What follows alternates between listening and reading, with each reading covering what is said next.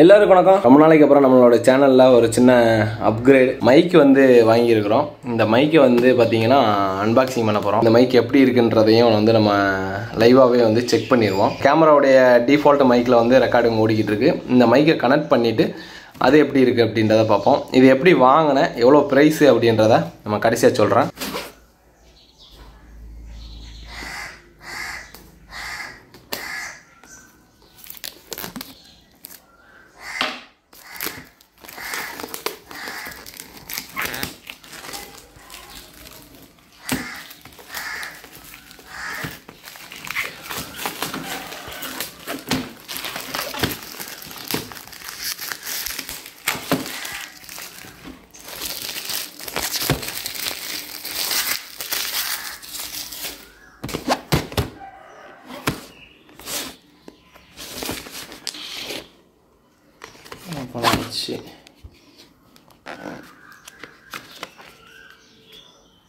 User manual இது வந்து பார்த்தீங்க அப்படின்னா இந்த சார்ஜிங் கேஸு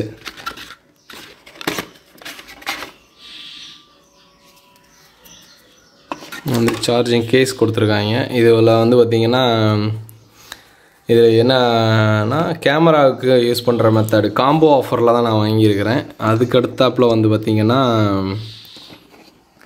இதில் வந்து ஒரு இது என்னென்னா ஐஃபோனுக்கும் யூஸ் பண்ணிக்கலாம், அந்த மாதிரியும் கொடுத்துருக்காங்க.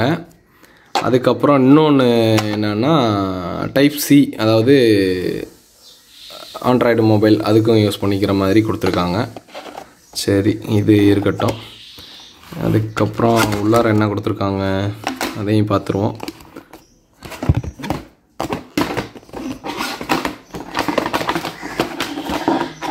வழக்கமாக வந்து ஒரு சுருக்குப்பை மாதிரி தருவாங்க.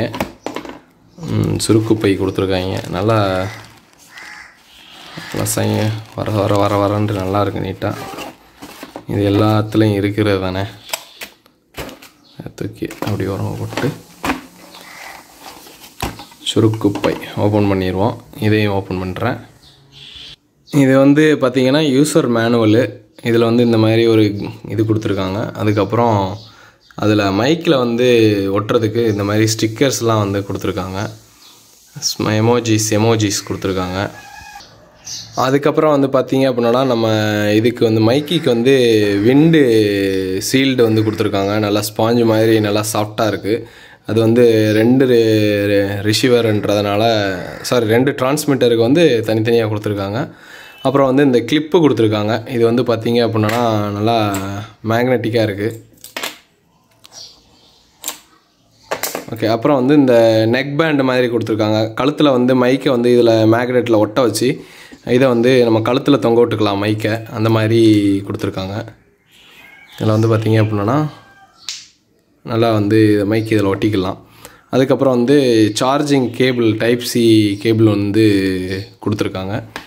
இது வந்து எல்லாருக்கும் தெரிஞ்சிருக்கும். மைக்கை வந்து கேமராவோட கனெக்ட் பண்ணுறதுக்கு TRS cable, TRS to TRS cable கொடுத்துருக்காங்க. நல்லா பார்க்கறதுக்கே வந்து கொஞ்சம் பில்டு குவாலிட்டி வந்து நல்லா இருக்குது.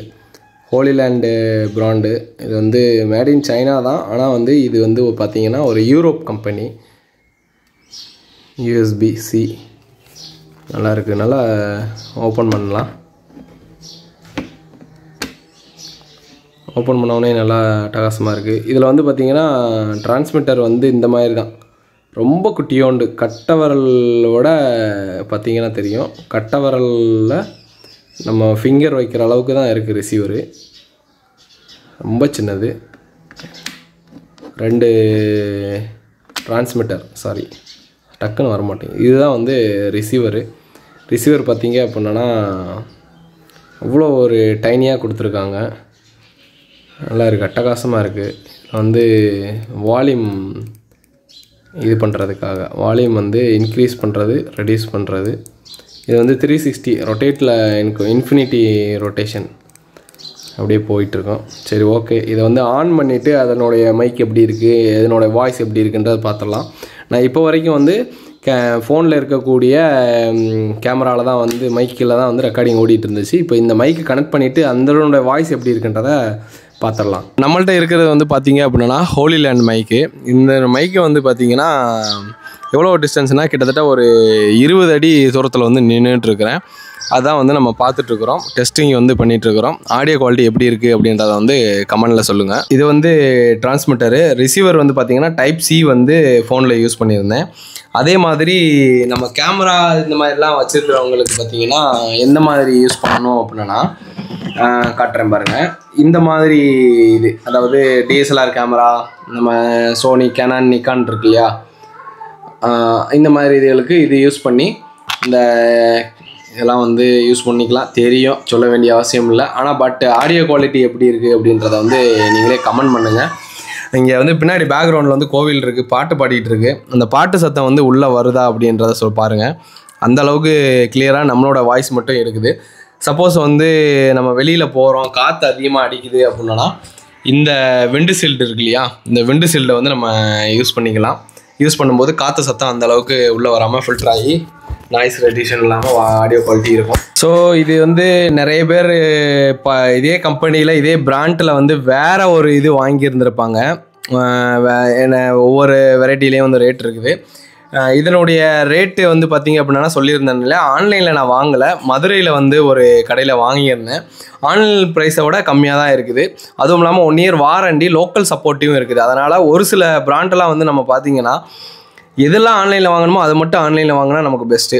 அதை விட்டுட்டு எல்லாமே வாங்கினோம் அப்படின்னா 1 வீக்குக்கு தான் ரிட்டர்ன் பாலிசி உண்டு ஆன்லைனில். ஆனால் இங்கே அப்படி கிடையாது. கடையில் வாங்குறதுனால 1 இயருக்கு சப்போஸ் ஏதாவது ப்ராப்ளம் வந்தாலும் நமக்கு வந்து அவங்களே அந்த பிரச்சனைகள் வந்து சரி பண்ணி கொடுத்துருவாங்க.